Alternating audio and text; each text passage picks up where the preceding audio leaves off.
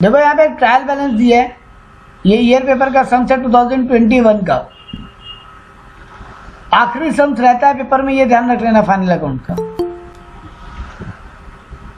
हाँ, तो यहाँ पे एक सम दिया है कि ओपनिंग स्टॉक दिया है आपको 1 अप्रैल 2019 का 1,86,000, परचेज दिया है, रिटर्न इनवर्ट दिया है, वेजेस दिया है, कैरेज इनवर्ट दिया है, सन्ड्री मैन्युफैक्चरिंग एक्सपेंस। देखो एक एक करके आइटम का बात करते जाते हैं। ये स्टॉक, ओपनिंग स्टॉक कहाँ जाएगा?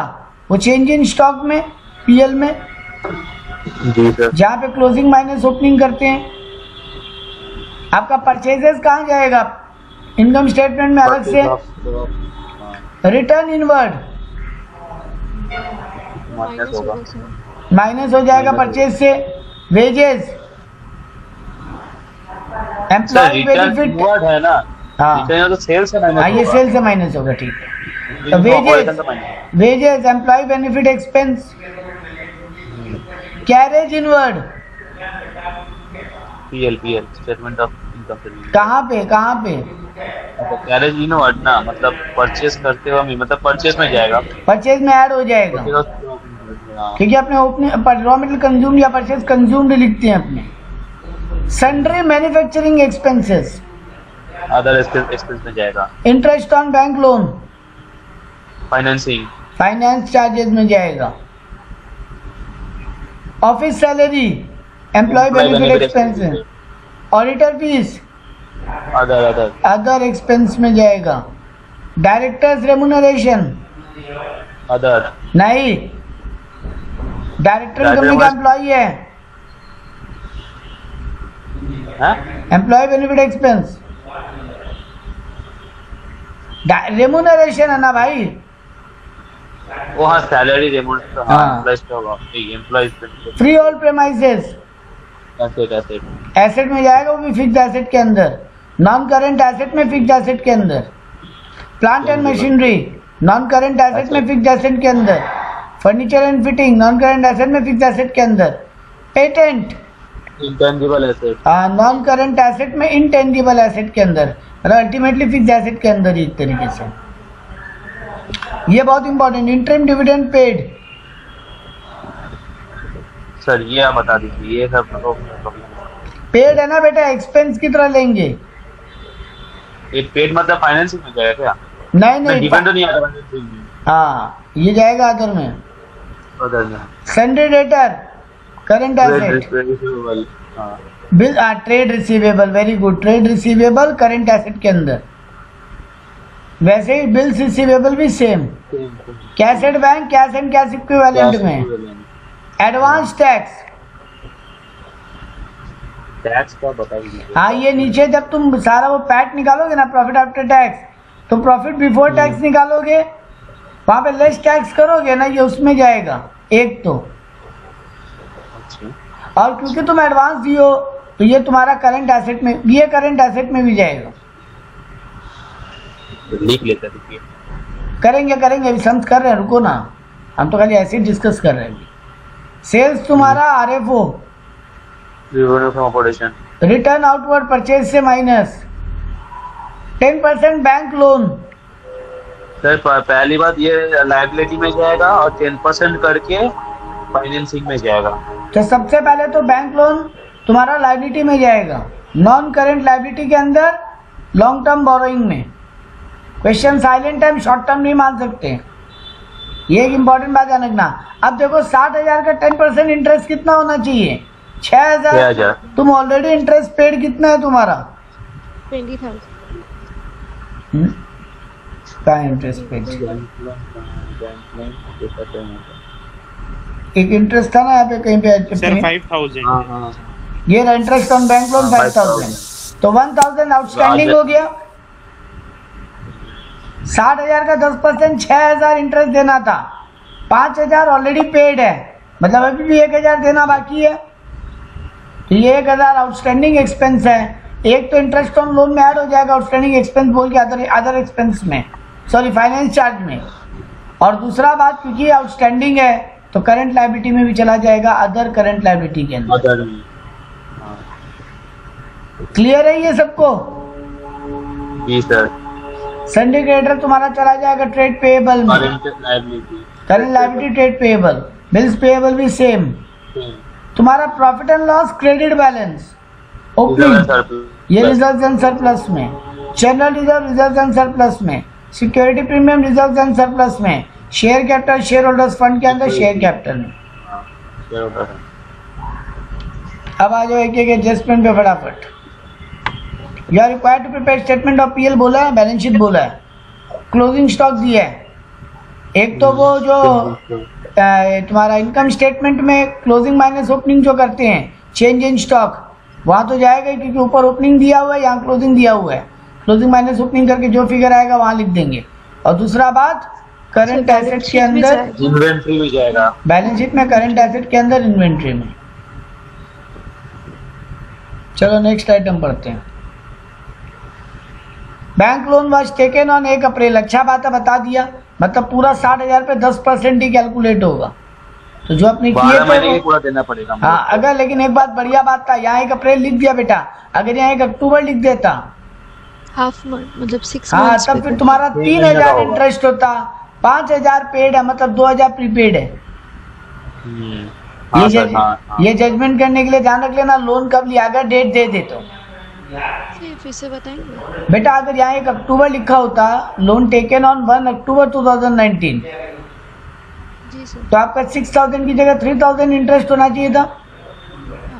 लेकिन सम्स में कितना पेड बता रहे हैं, 5,000। तो 2,000 प्रीपेड एक्सपेंस हो जाता। आपको सर बोला ये जो 2,000 आता, ठीक है, मतलब बैलेंस शीट में वही अदर में चला जाता ना, अदर प्रीपेड है ना, तो अदर करंट एसेट में चला जाता। और एक तुम्हारा जो एक्सपेंस जहां तुम फाइनेंस चार्ज लिखोगे वहां लेस प्रीपेड हो जाता। ठीक है, ठीक है। हाँ, डिप्रिसिएशन बोला प्लांट एंड मशीनरी पे 20%, फर्नीचर पे 10%। तो एक तो तुम्हारा नॉन करंट एसेट में माइनस होगा एसेट से, और दूसरा बात डिप्रिसिएशन एंड अमोर्टाइजेशन वाला हेड में चला जाएगा एक्सपेंसेस में, अदर में नहीं, क्योंकि इसका अपना हेड है। वैसे ही बोला पेटेंट 1/4 अमोर्टाइज करने, सेम होगा, पेटेंट से माइनस हो जाएगा और डिप्रिसिएशन एंड अमोर्टाइजेशन में चला जाएगा। Provision for tax to be maintain 30%। Provision एक तो ये शॉर्ट टर्म प्रोविजन में जाएगा और एक टैक्स से इनकम में टैक्स से माइनस भी होगा। ठीक है, चलो नेक्स्ट बोला है 10% profit to be transfer to general reserve. ये भी तुम्हारे जनरल रिजर्व में ऐड हो जाएगा और करंट ईयर के प्रॉफिट से माइनस हो जाएगा। तो रिजर्व एंड सरप्लस में इसको पीएल से माइनस करेंगे, जो भी तुम्हारा नेट प्रॉफिट आ रहा है उसका 10% कैलकुलेट करेंगे, जो भी तुम्हारा नेट प्रॉफिट आ रहा है उसका 10% कैलकुलेट करेंगे, उसको पीएल से माइनस करेंगे रिजर्व एंड सरप्लस में और जनरल रिजर्व में ऐड कर देंगे। मतलब सर अल्टीमेट इम्पैक्ट 0 हो जाएगा रिजर्व एंड सरप्लस में, बिल्कुल, लेकिन पीएल से माइनस दिखाना पड़ेगा और जनरल रिजर्व में ऐड करना पड़ेगा। ठीक है जी। यहाँ पे बोला है डिविडेंड पे टैक्स इग्नोर करो। बेटा जी आपको अब इग्नोर ही करना है। आप इस ईयर पेपर के पीडीएफ में देखेंगे, जहां जहां टैक्स डिविडेंड दिया है वहां डिविडेंड के ऊपर कंपनी खुद भी एक टैक्स दिया है। आई रिपीट, जहां जहां सम्स में डिविडेंड दिया है वहां कंपनी डिविडेंड पे खुद भी एक टैक्स दिया है 20.55 करके, 20.55%। उसको बोलते हैं कॉर्पोरेट डिविडेंड टैक्स या डिविडेंड डिस्ट्रीब्यूशन टैक्स। अब वो हट चुका है 2021 से। अब नियम क्या हो गया है, शेयर होल्डर खुद अपने डिविडेंड पे टैक्स देगा, कंपनी डिविडेंड पे अब कोई टैक्स नहीं देगा। पुराना नियम था कंपनी डिविडेंड पे टैक्स देता था और शेयर होल्डर के हाथ में डिविडेंड एग्जेम्प्टेड होता था। लेकिन अब नया अमेंडमेंट जो आया, सीडीटी या डीडीटी जिसको बोलते हो, कॉर्पोरेट डिविडेंड टैक्स या डिविडेंड डिस्ट्रीब्यूशन टैक्स, वो अब रिमूव हो चुका है। अब वो शेयर होल्डर के हाथ में टैक्सेबल है। तो आप जहां जहां सम्स में देखो उसको काट देना, वो नहीं करना है। इसीलिए देखो आपके सम में बोल ही दिया था इग्नोर टैक्स ऑन डिविडेंड, क्योंकि 2021 से ये अमेंडमेंट आया। उसके पहले वाले सम्स में आप देखोगे, उसके पहले वाले सम्स में आप देखोगे सॉल्व किया होगा। तो चलो एक एक करके फिगर उठाते हैं और सम्स में दोबारा उसको क्रॉस चेक करते हैं जल्दी जल्दी।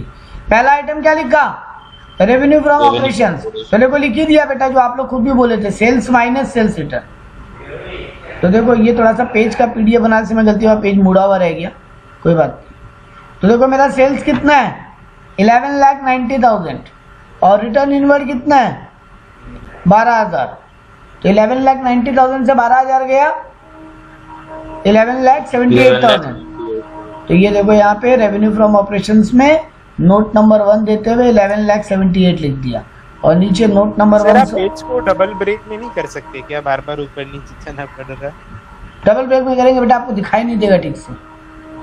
हाँ बहुत छोटा, मैं तो सर फोन पे हूँ और छोटा दिख जाएगा। हाँ तो इसीलिए डबल ब्रेक करने का कोई जरूरत नहीं है, आराम से करो ना, एक एक आइटम पकड़ के कर रहे हैं अपने।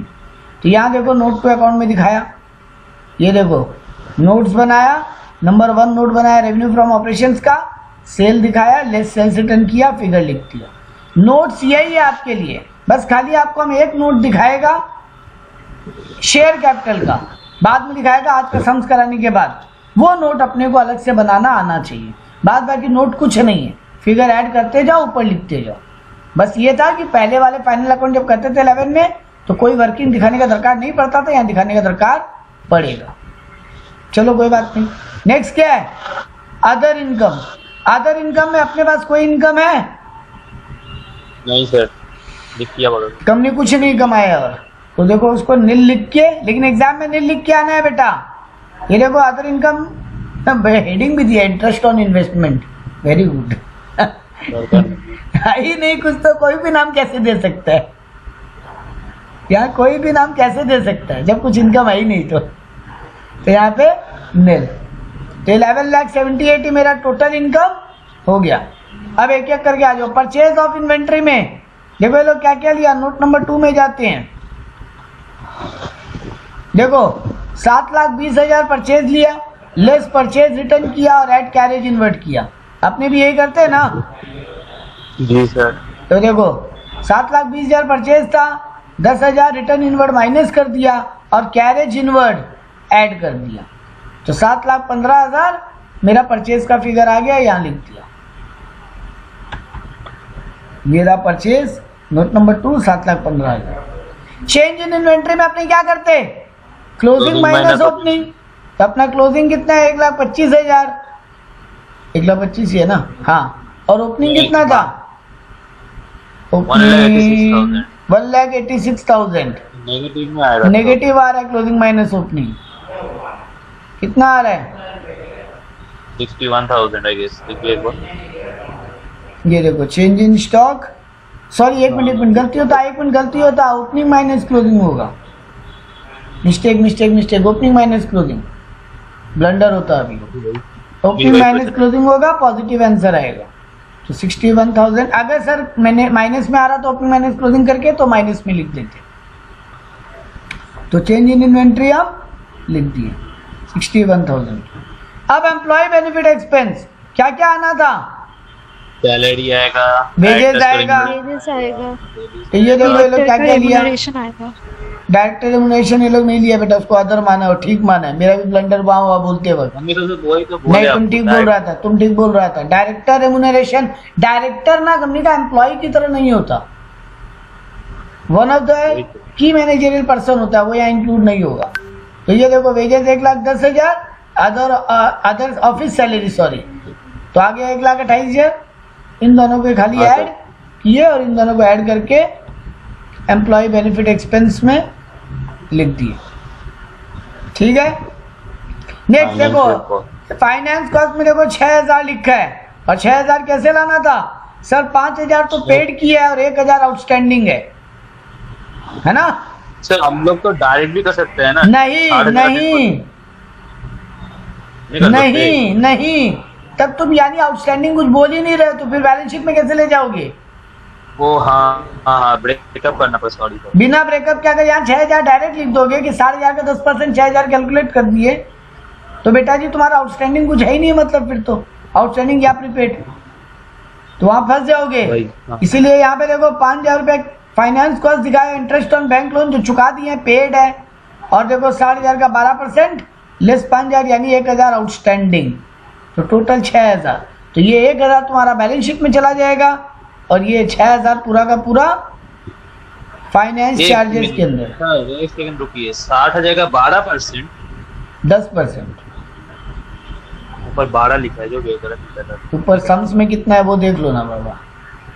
10% बैंक लोन बोला है, वहाँ 12 छपा होगा, गलती छपा होगा, कोई बात नहीं।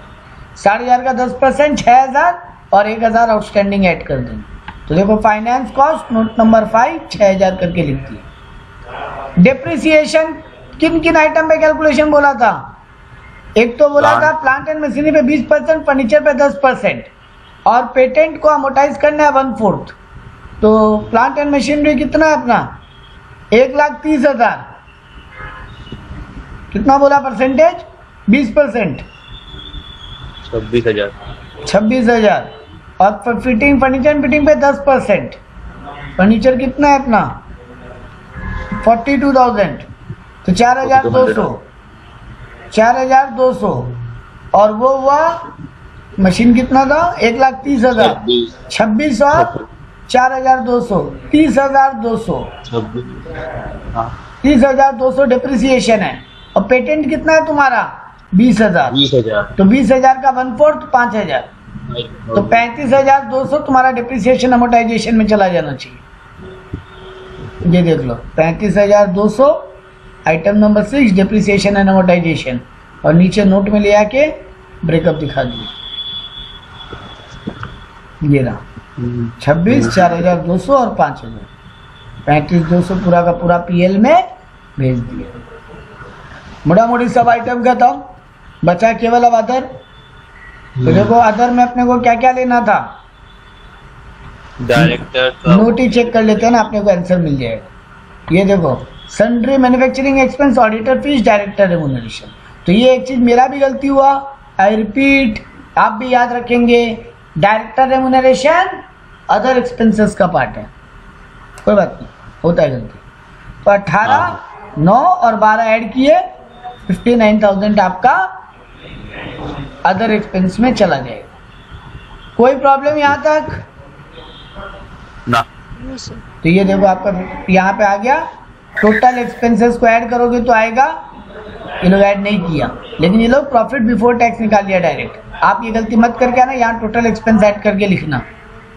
तो ये लोग 11,78,000 में से सारा एक्सपेंसेस माइनस किया, प्रॉफिट बिफोर टैक्स आ गया 1,73,800। आप प्रोविजन फॉर टैक्स कितना मेंटेन रखना चाहते थे? 30%। 30%। तो 1,73,800 का 30% आपका टैक्स 52,140, आपका प्रॉफिट आफ्टर टैक्स 121,660। यहाँ तक कोई प्रॉब्लम? हाँ प्रॉब्लम है। हाँ एडवांस टैक्स वाला। एडवांस टैक्स तुम्हारा बैलेंस शीट में जाएगा बेटा, एसेट में, ठीक है? ओके ठीक। क्योंकि एडवांस टैक्स, देखो एक बात समझो बेटा, यहाँ तुम टैक्स कैलकुलेट किया कि 52,140 गवर्नमेंट को देना है और तुम एडवांस में कितना दे के बैठा है? 83। सर ज्यादा टैक्स दे दिए, बढ़िया बात है, कोई दिक्कत नहीं। जब तुम इनकम टैक्स का रिटर्न फाइल करोगे वहां पे रिफंड क्लेम कर लेना, ठीक है?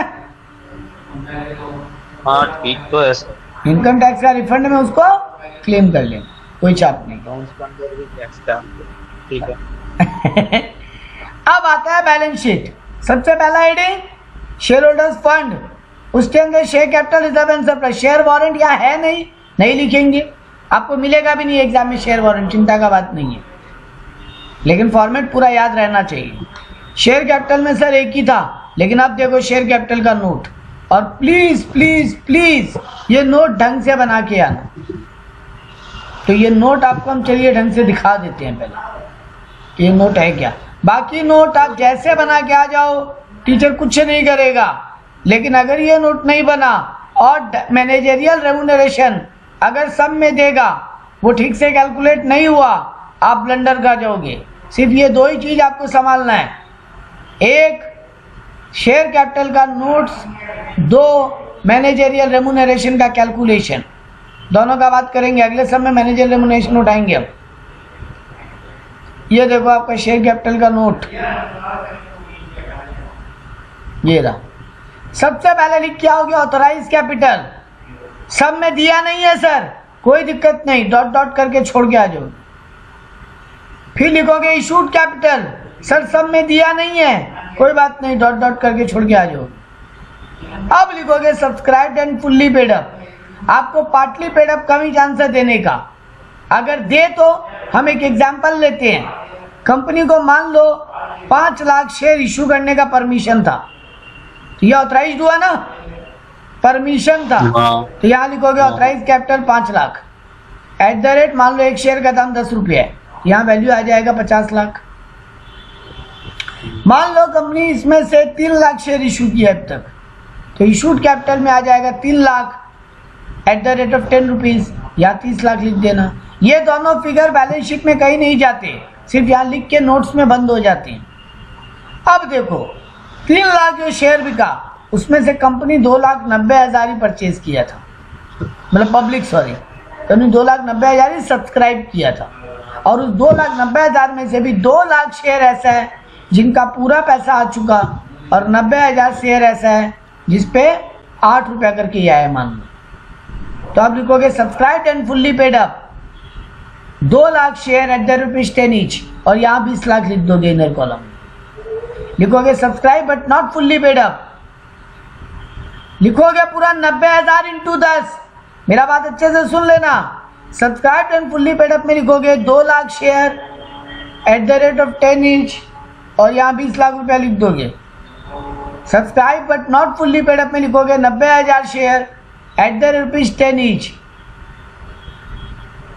सर एट द 10 लीजिए, 10 क्यों लिखेंगे? क्योंकि आपको पहले बताना है कि पूरा 20,000 का शेयर है ये, सॉरी 9,000 इंटू 10, 90,000 का शेयर है ये। सुनो सुनो, मेरे को बोलने दो, मेरे को बोलने दो। यहाँ 90,000 रुपया लिखोगे। अब देखो call unpaid less call in arrear बोल के अमाउंट माइनस करोगे, कितना एरियर हुआ? 2 रुपया ना। हाँ सर। तो अपने subscribe and fully paid up 90,000 into 10 करके 9,000 इंटू 10 करके 90,000 लिखते हैं, और फिर जितना कॉल इन अनपेड है तो 2,000 शेयर पे, सॉरी 9,000 शेयर पे 2 रुपया करके अनपेड है, तो 18,000 रुपया अनपेड है। तो 90,000 माइनस 18। अब आउटर कॉलम में 72,000 लिखो, और ये 2 लाख सॉरी 20 लाख और कितना 72,000, 20 लाख जो फुल्ली पेड अप पैसा मिल गया, और 72,000 इस पे मिला, तो 20,72,000 आप शेयर वैल्यू लिख सकते हो, शेयर कैपिटल वैल्यू। तो subscribe and fully paid up में आप 9,000 इंटू 10 करके लिखोगे 90, ऊपर लिखोगे sorry subscribe and fully paid up में लिखोगे 2 lakh into 10 20 lakh, subscribe but not fully paid up में लिखोगे 9,000 into 10 90, less call in arrear 18,000, तो 72,000 मिला। अब ये 72,000 प्लस वो जो फुल्ली पेड अप का 20 लाख है, तो 20,72,000 आप बैलेंस शीट में भेजोगे। और अगर कोई फॉरफीचर का वैल्यू दिया हो तो ऐड कर लेना, अगर शेयर फॉरफीचर हो तो ऐड कर लेना। तो कॉल इन एरियर माइनस होता है, फॉरफीचर ऐड होता है। प्रीमियम पे हुआ तो प्रीमियम यहाँ कहीं नहीं आएगा बेटा, कैपिटल ऑलवेज फेस वैल्यू होता है। प्रीमियम रिजर्व एंड सरप्लस में जाएगा सिक्योरिटी प्रीमियम रिजर्व, ठीक है। हाँ सर। तो चलो अब उस सब में बैक टू जाते हैं। देखो यहाँ पे यही बात की बात था। हाँ 12 में आपको सिर्फ ये बनाने बोलता था नोट, 12 में आपको सिर्फ नोट बनाने बोलता था। देखो यहाँ पे भी ऑथराइज थी, कैपिटल करके छोड़ दिया क्वेश्चन मार्क देके या डॉट डॉट देके, इशूड एंड सब्सक्राइब भी ब्लैंक लिख के छोड़ दिया। लेकिन बाकी देखो 40,000 शेयर 10 रुपया वाला फेस वैल्यू पे, यहाँ सारा फुल्ली पेड अप है, और ना कोई कॉल इन एरियर है ना फॉर फीचर है। तो आप 40,000 इंटू 10 रुपया करके, ये देखो आपको ऊपर शेयर कैपिटल क्वेश्चन में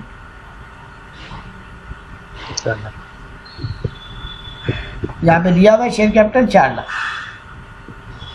सर कहीं पे बोला नहीं है 10 रुपया फेस वैल्यू है, मन से एज्यूम कर लो, या तो क्वेश्चन बोलेगा, नहीं तो 10 रुपया फेस वैल्यू एज्यूम करके बस लिख के आ जाना, क्योंकि अल्टीमेटली बैलेंस शीट में आपको 4 लाख से मतलब है, कोई फर्क नहीं पड़ता उसका फेस वैल्यू कितना है और क्या है, वो केवल नोट्स में लिखने का था। यहाँ पे लिख दिए 4 लाख। अब आता है सबसे असली चीज, ये संभालना है। बात बाकी आपके इस चैप्टर में कुछ नहीं है। रिजर्व एंड सरप्लस, ये देखिए मालिक, सबसे पहले लिखा मेरे पास पिछला बैलेंस कितना था, बैलेंस शीट में दिया हुआ था 26,000। इस साल का नेट प्रॉफिट आफ्टर टैक्स यानी टैक्स माइनस करने के बाद मेरा आया, अरे ऊपर चाहिए जा रहे 1,21,660। और पुराना वाला ये देख लो एक बार, किसी को अगर देखने का मन हो तो ये देखो, यहाँ पे profit and loss opening balance दिया हुआ है 26,000, पीएल क्रेडिट बैलेंस 1/4/2019 का 26,000, तो ये 26 और 1,21,000 ये ऐड हो जाएगा। तो देखो ओपनिंग लिखे 26,000, 1,21,000 ऐड किए 141,660। मेरे को बोला 10% जनरल रिजर्व, क्वेश्चन नहीं बोले तो भी 10% जनरल रिजर्व करके आना। Section 29A of companies act बोलता है ये बात। अब पवित्र बोलेगा टैक्स के बाद लॉ भी घुसा दिए। अरे ठीक है 29A ना। हाँ, सेक्शन 29A बोलता है 10%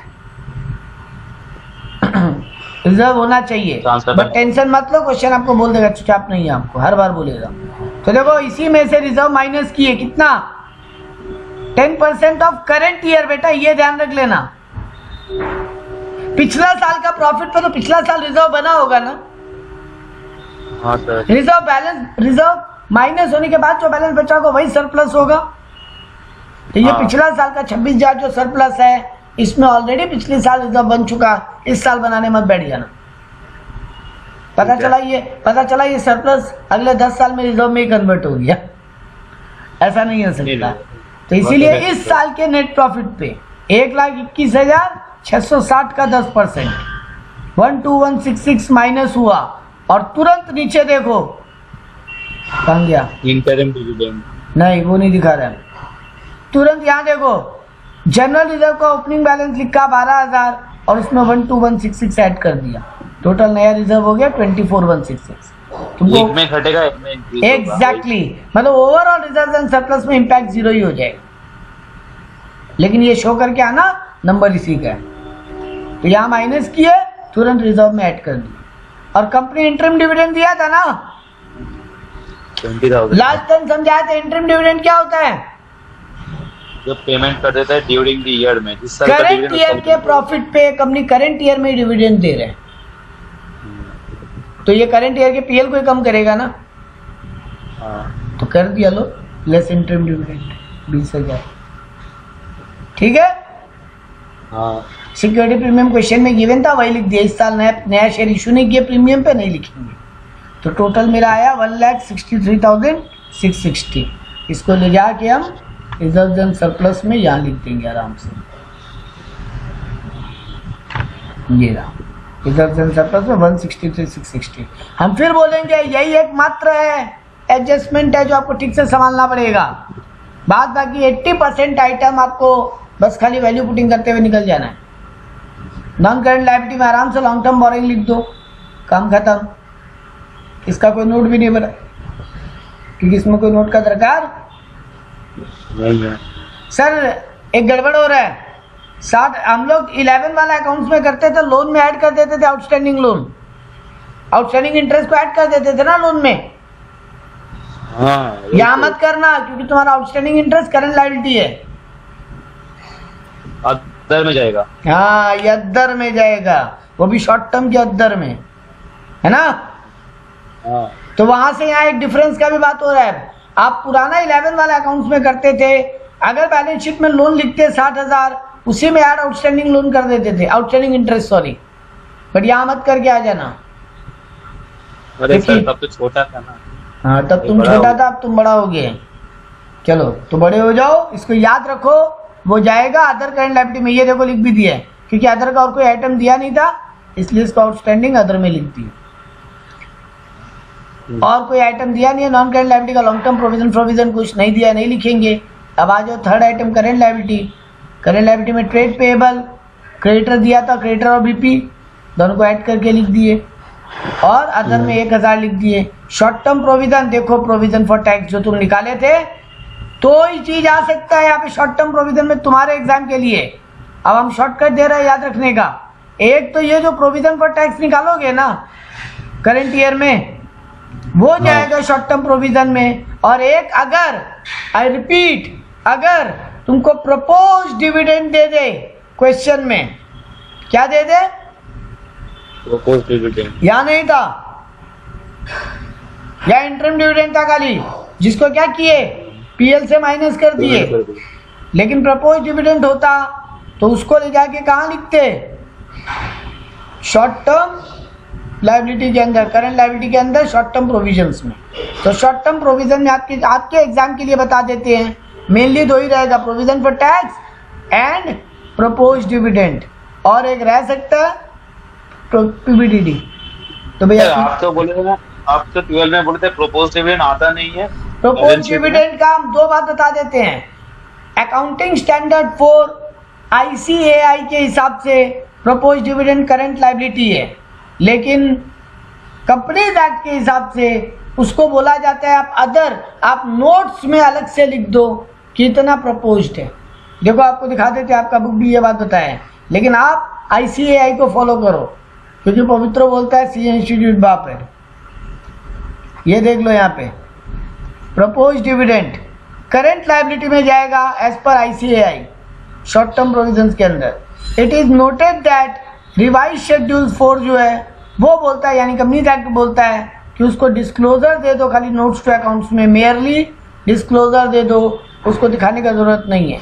बट क्योंकि ICAI का नियम गवर्नमेंट भी मानता है, वो लोग बोलता है उसको करंट लायबिलिटी में दिखा दो। क्योंकि देखो एक बात कंपनीज एक्ट बोलता है, देखो ये लोग क्यों जस्टिफाई करते हैं, चलो इस बात को, खाली ये बात थोड़ी ना कि सी इंस्टीट्यूट बोल दिया तो मान लेंगे सर। देखो बेटा, प्रपोजल रखा है कंपनी, डायरेक्टर प्रपोजल रखते हैं डिविडेंड का, शेयर होल्डर उसको AGM में अप्रूवल देते हैं। AGM मोटा मोटी तुम्हारा अगस्त सितंबर तक हो जाएगा। मार्च में तुम बैलेंस शीट बना रहे हो, अगस्त सितंबर में तुम्हारा AGM होना है। ये शॉर्ट टर्म हुआ कि लॉन्ग टर्म? Short term. और मोटा मोटी मान के चलो कि कंपनी जो भी प्रपोजल रखा है, ज्यादातर डिविडेंड का प्रपोजल मान लिया जाता है। शेयर होल्डर क्या कर सकता है? दो ही काम कर सकता है इस प्रपोजल के साथ, या तो बोले डिविडेंड कम दो या मत दो, बढ़वा नहीं सकता, कम करवा सकता है या कैंसिल करवा सकता है। जल्दी से कोई शेयर होल्डर कैंसिल करवाता नहीं है, करवाया तो ठीक है प्रपोजल, फिर कैंसिल कर देना प्रोविजन, हटा देना प्रोविजन, फिर से PL में ट्रांसफर कर देना उसको। बट क्योंकि कंपनी मानता है या नॉर्मल तुम्हारा सिचुएशन बोलता है कि जितना प्रपोजल रखे हैं ऑलमोस्ट वो अप्रूव हो ही जाता है, तो वैसे तो फिर प्रोविजन पर टैक्स भी मत बनाओ, क्योंकि जरूरी थोड़ी ना टैक्स देना ही पड़ेगा। ईयर एंड में जाके हो सकता है नेट लॉस ही निकल के आ जाए, आप एडवांस टैक्स दो ही मत। तो फिर इसीलिए ICAI का ये रिकमेंडेशन है कि दिखाओ इसको शॉर्ट टर्म के अंदर। लेकिन आपका CBSE में जब लिखते थे तब एज पर कंपनीज एक्ट लिखते थे, तब ICAI कोई नहीं था। लेकिन जब कंपनी अकाउंट्स बनाता है एक्चुअली में, तो ICAI बहुत कुछ है। आई होप ये बहुत बड़ा भेदभाव कर दिया सिंगल वर्ड का। क्या हो गया? बहुत बड़ा भेदभाव कर दिया सिंगल वर्ड का। देखो हम तो मानते हैं 12 में भी, अब हम क्या बोले, आपका CBSE बोलता है नहीं लिखना, तो हम आपको कैसे बोल दे एग्जाम में लिख के आ जाओ। आप लिख के आ जाओगे, टीचर काट देगा, हम क्या करेंगे? लेकिन यहाँ हम बोल सकते हैं कि लिख दो, ठीक है। तो यहाँ आप एक ही चीज सीखो कि सर प्रपोज डिविडेंड अगर होगा उसको कहाँ लिख देंगे? Provision for short term provision के अंदर लिख देंगे। तो शॉर्ट टर्म प्रोविजन में आपके एग्जाम में 3 ही आइटम आएगा, provision for tax, propose dividend and provision for bad and doubtful debt. अच्छा, ये प्रोविजन फॉर टैक्स क्या नेक्स्ट साल क्या पेमेंट हो जाएगा? बेटा आप 31 मार्च को यही तो निकाले हो 50 to 140 अपना टैक्स वैल्यू, तो नेक्स्ट साल पेमेंट तो करोगे यही। अब अगर मान लो फाइनल, हाँ सर बोल सकते हो, सर जब बैलेंस शीट फाइनलाइज होगा फाइनल, अगर टैक्स कम हो गया तो कम टैक्स दे देना, कोई मना थोड़ी नहीं किया, बैलेंस प्रोविजन अगले साल कंटिन्यू कर लेना। हाँ ठीक है, ठीक है।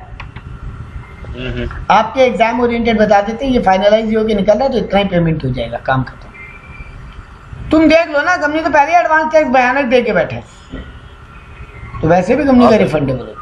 ये हर साल, ये मोटा मोटी हर कंपनी करता है, एडवांस टैक्स ज्यादा ही दे देता है, क्योंकि कम देने में प्रॉब्लम क्या है, फिर 234 ABC का इंटरेस्ट दो, पेनल्टी दो, 234F का फीस दो, बहुत कुछ है। तो कंपनी चाहता है कि भैया उतना झमेला क्यों पाले, एडवांस दे देते हैं, बाद में रिफंडेबल करवा लेंगे अपनी के। सर इंटरेस्ट भी तो ले लेता अगर एडवांस टैक्स तो भी। वही तो बोले ना, 234 ABC का इंटरेस्ट कैलकुलेट करेगा गवर्नमेंट, 234 बी और सी का, सॉरी बी और सी का। सर ठीक है, अकाउंट्स का है, टैक्स नहीं, हम अकाउंट टैक्स कंपनी लो तीनों पढ़ाएंगे। चलो यहाँ पे आ गया टोटल वैल्यू, बैलेंस शीट खत्म। आ जाओ एसेट साइड में फटाक से। अब तो देखो नॉन करेंट एसेट में तो वैसे भी तुम वैल्यू निकाल दिया था, लेकिन सर नोट्स अलग अलग बना के आएंगे। बिल्कुल एक चीज याद कर लो, ये देखो डेप्री का नोट तुम अलग बनाए थे ना। हाँ सर, ये रहा, कहाँ गया,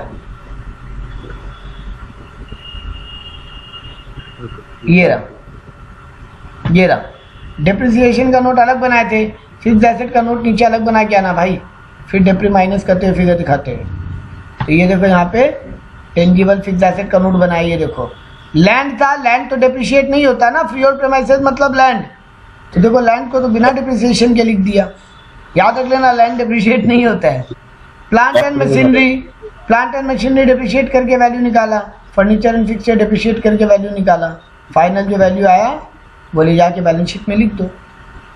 वैसे इनटेंजिबल एसेट का भी पेटेंट लिखा, लेस अमोर्टाइजेशन किया, जो वैल्यू आया फिक्स्ड एसेट के अंदर, नॉन करेंट एसेट के अंदर फिक्स्ड एसेट हेड में लिख दो। तो ये देखो fixed asset tangible non tangible दोनों अलग अलग दिखा दी। और कोई आइटम दिया नहीं है, लॉन्ग टर्म इन्वेस्टमेंट है तेन, तब तुम करंट एसेट पे आ जाओ। इन्वेंट्री क्लोजिंग स्टॉक ऑलरेडी तुमको दे चुका है। ट्रेड रिसीवेबल यानी सन्ड्री डेटर और बिल्स रिसीवेबल दिया हुआ था, दोनों को ऐड कर दो। कैश एंड कैश इक्विवेलेंट में कैश और बैंक को ऐड करके लिख दो। Short term loan and advance, ये लो पवित्रो 83,000 एडवांस टैक्स जो दे के रखियो, short term loan and advance में लिख दो। एडवांस टैक्स जो दे के लिखियो, एडवांस टैक्स ये थे ना 83,000, वो यहाँ पे ऐड करके लिख दो। तो ये था तुम्हारा बैलेंस शीट, बहुत सारे मैच हो जाएगा। 15 नंबर लो, घर जाओ। अच्छा अगर मैच नहीं हो तो कितना नंबर देगा? देखो एक बात बता दे पवित्र, 80% आइटम तुम्हारा राइट होना ही चाहिए। यहाँ पे क्लोजिंग स्टॉक कहाँ जाएगा, सैलरी कहाँ जाएगा, वेजेस कहाँ जाएगा, मशीन कहाँ जाएगा, ये सब गलती तो नहीं होना चाहिए। तो 80% अगर तुम्हारा आइटम है तो 15 में तुम्हारा 10-11 नंबर कहीं नहीं है। 8 से 11 के बीच में तुम 15 में से आंख मूंद के विश्वास कर सकते हो, मिलना ही चाहिए 8 से 11 के बीच में। अब बाकी तुम्हारा कितना एडजस्टमेंट करेक्ट है उस पर डिपेंड करता है। तो देखो फटाक से ये वाला बैलेंस शीट भी डिस्कस कर लेते हैं 10 मिनट और सम्स खत्म करते हैं। ज्यादा बड़ा सम नहीं हो गया फिर? मतलब छोटा ही तो है भाई, ये तो हम तुमको पूरा समझाते किया, तब हम लगभग 35 मिनट लिए। 15 रुको जब अमालगमेशन करो तब तो दो land and building, plant and machinery, furniture, तीनों कहाँ जाएगा? नॉन करेंट एसेट में फिक्स्ड एसेट के अंदर। Debtor current asset trade receivable के अंदर। Salaries and wages, employee benefit expense. ये देखो इन्वेस्टमेंट क्या बोला, ठीक से पढ़ना। इन्वेस्टमेंट दिया है 40,000, बोला 40% करंट है, मतलब 40,000 का 40% शॉर्ट टर्म इन्वेस्टमेंट में जाएगा और 40,000 का 60% लॉन्ग टर्म इन्वेस्टमेंट में जाएगा। यहाँ पे ब्रेकअप करना पड़ेगा इसका। पेटेंट दिया 90,000, रिपेयरिंग बोला रिपेयरिंग एंड मेंटेनेंस अदर में जाएगा। Interest on debenture finance cost में जाएगा। व्हीकल्स फिक्स्ड एसेट में जाएगा। सन्ड्री एक्सपेंस अदर में जाएगा। Equity share capital preference share capital दोनों शेयर कैपिटल में जाएगा। Opening profit and loss PL में जाएगा। सेल्स आरएफओ इनकम में जाएगा। ट्रेड क्रेडिटर पेबल में। हाँ अब ये लो provision for income tax opening, पिछले साल का प्रोविजन है मेरे पास, तो सर जब प्रोविजन फॉर टैक्स बनाएंगे ओपनिंग वाला में इस साल का नया ऐड कर लेंगे, है ना? अच्छा हाँ ठीक है। बैलेंस शीट का नोट जब बनाएंगे वहां पे बनाएंगे ना provision for tax current liability के अंदर शॉर्ट टर्म प्रोविजन, तो वहां पे मेरा ओपनिंग प्रोविजन 9,400 रहेगा, उसमें और ऐड कर लेंगे इस साल का प्रोविजन। तो टोटल जो प्रोविजन आएगा वो मेरे प्रोविजन फॉर टैक्स में चला जाएगा करंट लायबिलिटी के अंदर शॉर्ट टर्म प्रोविजन में। General reserve reserve and surplus में 12% debenture long term borrowing and उसमें 12% इंटरेस्ट। 40,000 का 12% कितना होता है? 40,000 का 12% 4,800, जबकि इंटरेस्ट कितना पेमेंट की हो? 2400। 2400 हाँ आउटस्टैंडिंग होगा। तो बाकी 2400 आउटस्टैंडिंग हो गया, बाकी 2400 आउटस्टैंडिंग हो गया करंट लायबिलिटी के अंदर, अदर करंट लायबिलिटी में। वैसे ही देखो तुमको इंटरेस्ट ऑन इन्वेस्टमेंट 3200 मिला है, ये तुम्हारा अदर इनकम में जाएगा। सर यहाँ पर मेरा एक क्वेश्चन, बोलो। यहाँ पर 40-60 का नहीं करेंगे, मतलब 40%? अरे मेरा गुरु, तुमको इनकम से क्या मतलब है, शॉर्ट टर्म की लॉन्ग टर्म है? पीएल में, पीएल में कब से शॉर्ट टर्म लॉन्ग टर्म का ब्रेकअप बनाने लग गया? Sorry sir. वाह गुरु। अरे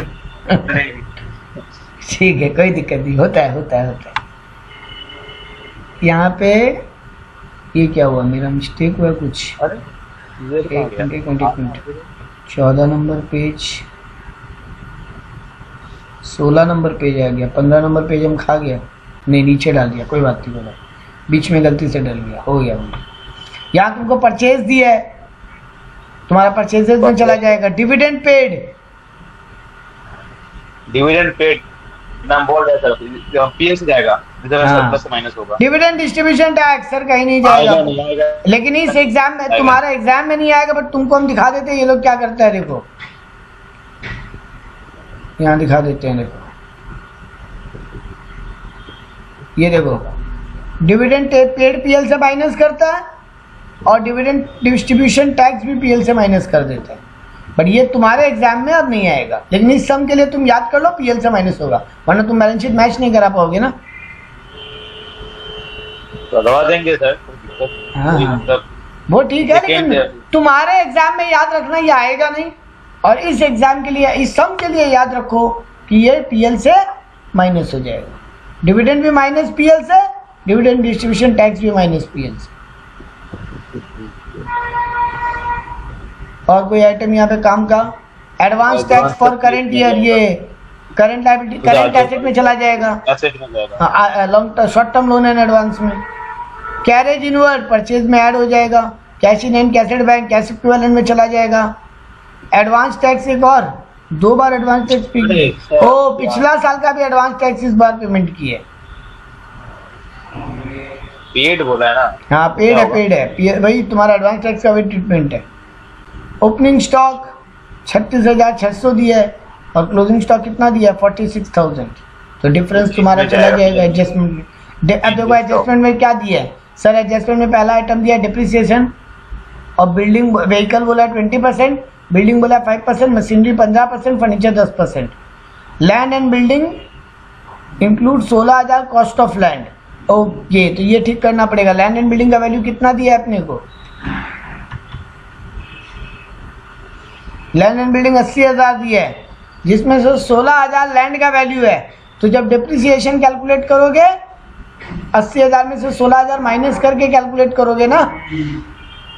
हाँ, तुमको यहाँ पे बोला लैंड एंड बिल्डिंग में 16,000 लैंड का कॉस्ट है, तो लैंड पे तो डिप्रिसिएशन नहीं होता बेटा, ये याद रखना।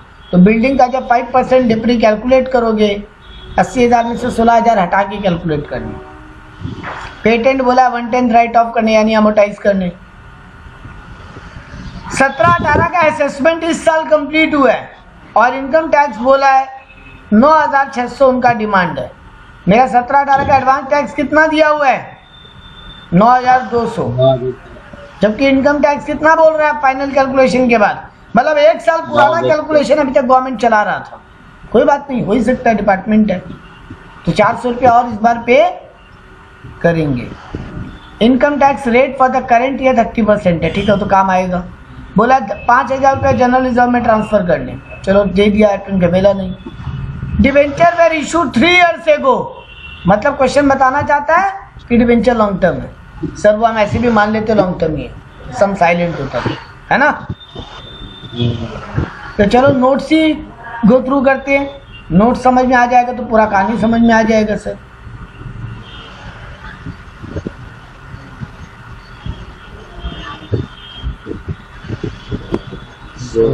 ऊपर जाएगा ना, ऊपर जाना पड़ेगा।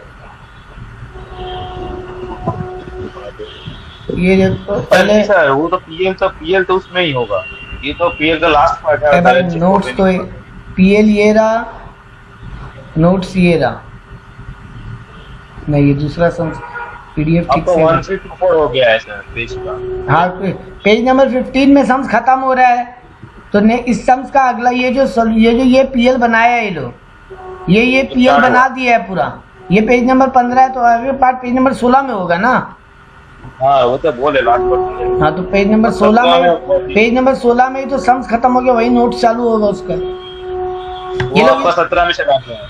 हाँ नहीं, शांति से रखो ना, हम जो बोल रहे हैं देखने दो ना।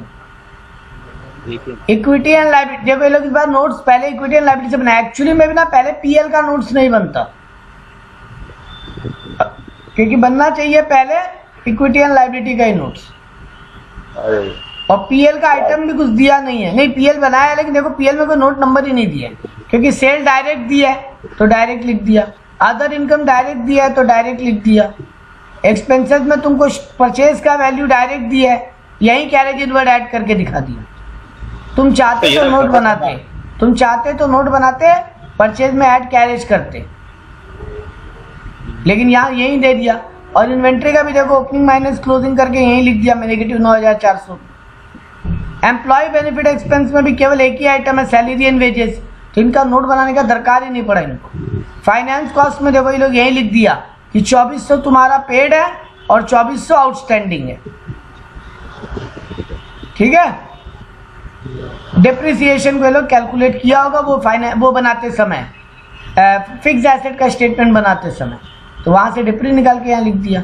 अदर एक्सपेंसेस में रिपेयरिंग और सन्ड्रीज दो ही था, तो दोनों को ऐड करके यहाँ डायरेक्ट लिख दिया, इसीलिए ये लोग नोट नहीं बनाया। इसके बाद टोटल एक्सपेंस आया तो प्रॉफिट बिफोर टैक्स निकाल लिया।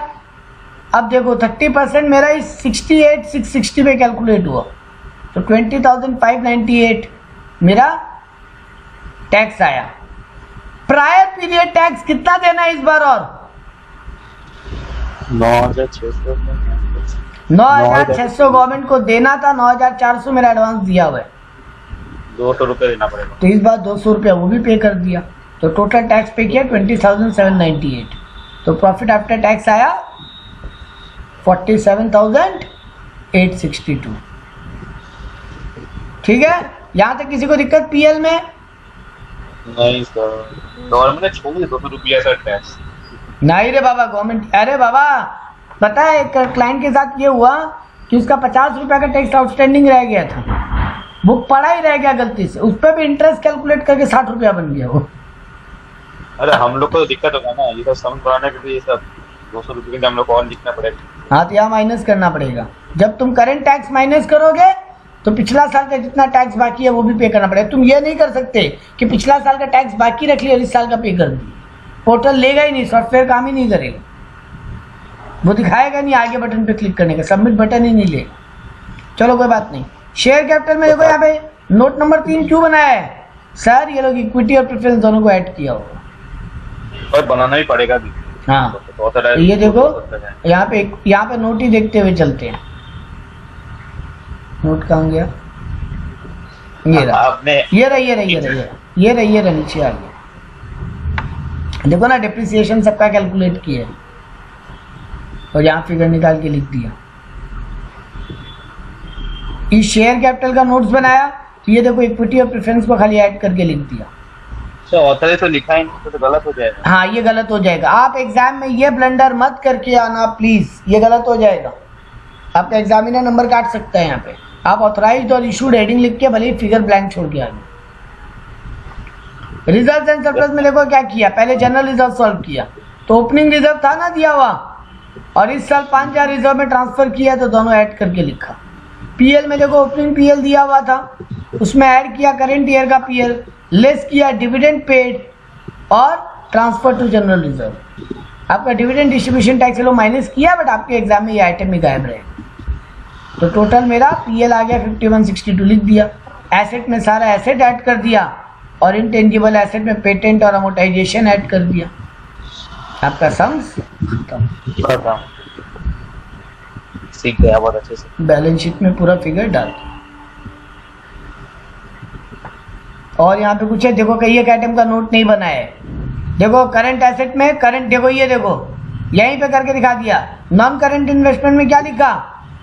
40,000 का 60%, जबकि करंट इन्वेस्टमेंट में लिखा 40,000 का 40%। स्टॉक इन ट्रेड लिख दिया, ट्रेड लेटर लिख दिया, कैश लिख दिया। अदर में क्या आएगा?